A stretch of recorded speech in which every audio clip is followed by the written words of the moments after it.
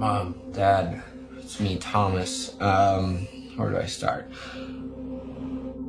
This is supposed to be a small get-together. I wanted to be cool for one night. I wanted girls to notice me. A top-secret comedy from producer Todd Phillips finally hits the big screen. Hello there, everyone, and thank you once again for tuning into my favorite website, realscreenreviews.com. I am, of course, movie critic Nick Iacobucci, and our next movie review is Project X. This comedy opened around the country on Friday, March 2nd, 2012, and it features first-time actors Oliver Cooper, Jonathan Daniel Brown, Dax Flame, and Nicole O'Connor.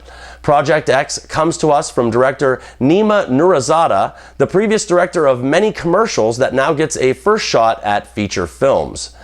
This tale has been quite a very close secret in Hollywood for quite a while.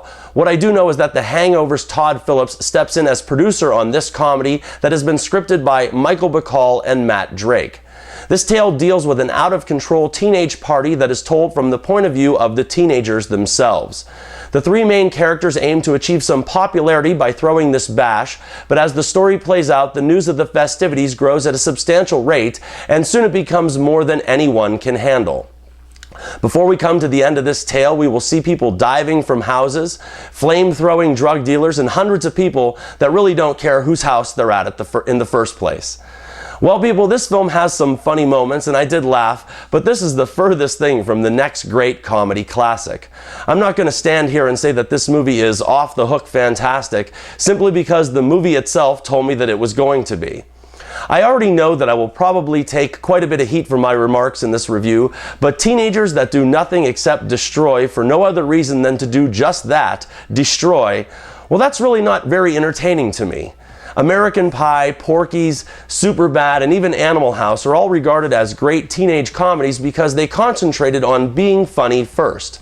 Project X is much too busy burning, smashing, or glorifying violence in some way to ever remain on the path of being humorous. Most of the time it replaces jokes with gratuitous violence, and just because the film's marketing campaign says that this is the must-see comedy, I beg you not to believe them. It's very difficult for me not to compare this to Chronicle from just about a month ago. They are both adventures about teenagers. They both are reality-based or found footage and production quality, and both strive to the level of being over the top. Now, the big difference between these two films is that Chronicle solidified itself into three characters and then surrounded those characters with an adventure and special effects. Project X, on the other hand, never becomes anything except drunken teenagers filming drunken teenagers being drunken teenagers. And it just got really old, really fast. Now, to say that this film glorifies the worst traits of America's youth would be a huge understatement, and the last thing kids actually need are more ideas that they didn't have before they came and saw this movie. Project X pretty much exploits underage teenagers with drugs, sex, and destruction, and even though those qualities sometimes have been funny in other films, well, they're just not funny in this one. Jim and his apple pie from American Pie was extremely good fun, and the aforementioned John Belushi and his antics that put an end to a peace parade in Animal House, that was just as equally hysterical. However, Project X is shot realistic like a documentary, and when we're made to feel like this is actually happening, it just looked like a bunch of criminals waiting to get arrested. There were at least more jokes in the first half of this film as compared to the second half, and the two main security team members were the film's funniest quality. There was a very funny moment when the entire party was hiding from the police, and the sidekick Costa had some good lines here and there. The problem with Costa is that he's a blowbag, and he's very unlikable most of the movie. What Jonah Hill achieves in Superbad is the same thing that Seth Rogen accomplishes in 50-50. Those characters connect with audiences through their humor, and they don't rely on violent shtick in order to get the joke. Then the calm, peaceful, and swiftness of how everything was resolved bordered on lunacy. Nobody really gets in any trouble at all, except for the known drug dealer, and Thomas's dad almost expresses pride in what his son has accomplished. At 87 minutes, Project X isn't a very long movie that feels much longer than it actually is.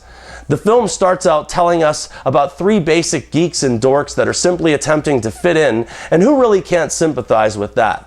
But it never finishes telling that story and only gives us a shred of another plot line for the remainder of the feature. I guess I really just don't get the humor in destroying property, and to put it in the simplest of terms, this movie just isn't funny at all.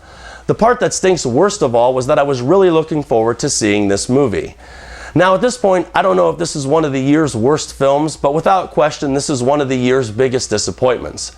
I really found this film to be very unfunny, especially throughout the second half, and I really don't know who would be busting a gut or slapping their legs over houses being burned to the ground or riot police having to do their jobs.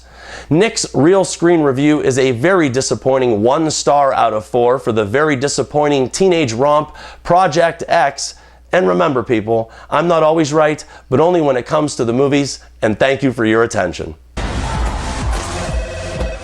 Hello? Thomas? Dad, hey. Well, we just wanted to call one last time. Make sure you were set for the night.